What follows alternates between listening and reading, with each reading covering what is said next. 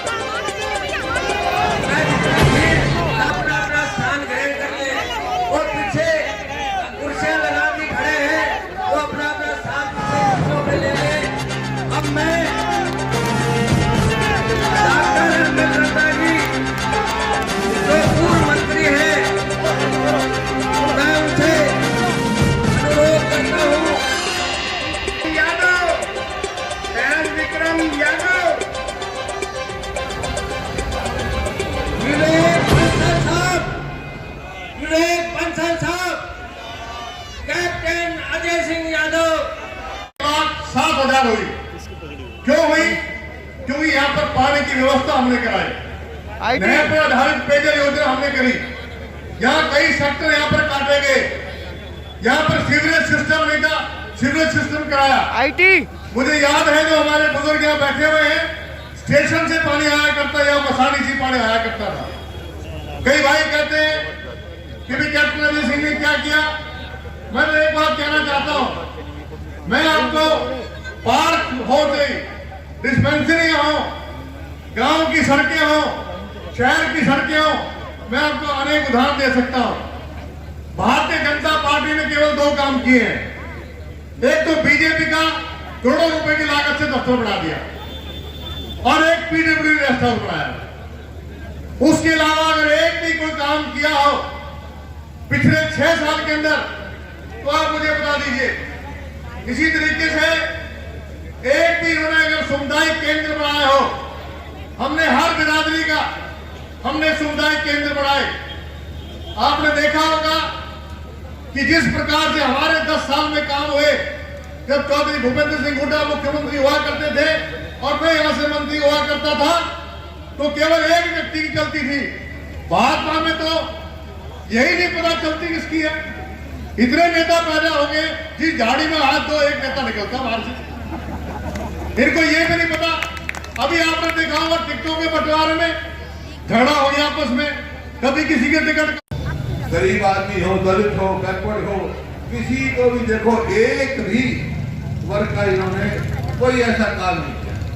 हमारी सरकार थी, आपको याद होगा, पहली दफा एक कलम से 11,000 सिपाही कर्मचारी लगाए थे हमने गाँव के लिए, 11,000 एक कलम से, और आज वो उनकी तनख्वाह भी दे रहे और लगाए नहीं। बेरोजगारी में आज हरियाणा पूरे देश में नंबर 1 है।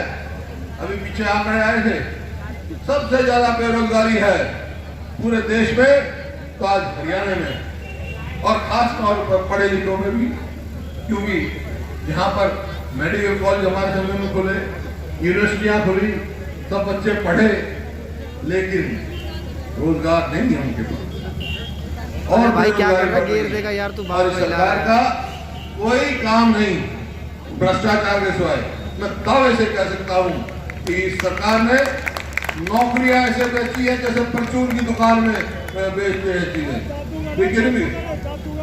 और मेरा खुला सवाल है, यहाँ से कैप्टन साहब विधायक थे, मंत्री थे और हमारी सरकार थी, जितने लोग यहाँ पर सरकारी नौकरी में लगे हैं, आइए बता दें 1/10 भी याद आए उन्होंने। कहाँ गए, क्या कर रहे हैं? आज ये है खाली ये, मैंने कहा काउंसिल का या नगर पालिका का चुनाव नहीं है, ये चुनाव भविष्य की राजनीति तय करेगा।